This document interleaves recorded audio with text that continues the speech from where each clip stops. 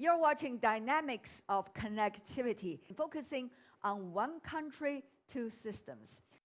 On a visit to Hong Kong, there's a place now that you must see, the West Kowloon Cultural District. At the beginning of July this year, the Hong Kong Palace Museum officially opened to the general public. For the very first time in history, people in Hong Kong can enjoy tangible link with traditional Chinese culture. How is Hong Kong and people there, and also who are visiting Hong Kong, be able to understand better about Chinese culture? The immense display of the long history and civilization of China was very vivid.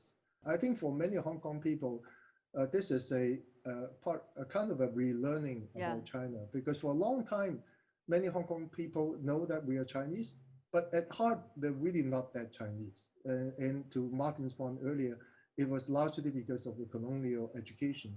And so we became very awkward and very unique. But now I think we all have a chance to really learn about our civilization and our culture. And the fact that we have a 5,000 years civilization, the only continuously documented history in the world, we should feel proud about it. More important, this is play for education for our young people in Hong Kong. How to make our people, especially young people, be proud of that. It's just opposite of the Palace Museum is the M+. Okay, so here we have, within walking distance, two large museums in the center of the city, where you have the Chinese culture and arts, and then you have the contemporary, more westernized culture. So you're saying Western Kowloon District is mainly a place where the East meets the West culturally. Exactly, and then that is one of the new position for Hong Kong. In the 14th five-year plan, that Hong Kong should become Western and Chinese culture and arts interchange.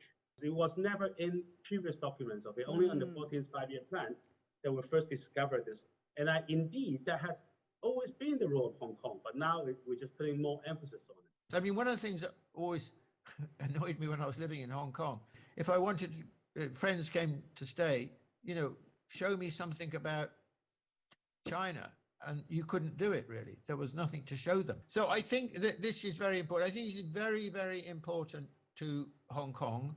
But in terms of Hong Kong's sense of Chineseness, I think it's inevitably a slow process. But if people have the chance to find out, then that's a very good beginning, isn't it? But I think there's been a big revival of interest in China over the last 20 years or so, across the world, actually, as people have wanted to find out about China. And it is so rich, so fascinating, and so different to Western history and culture. That's what I love about it, is it just has a different logic, a different way of seeing, a different way of being.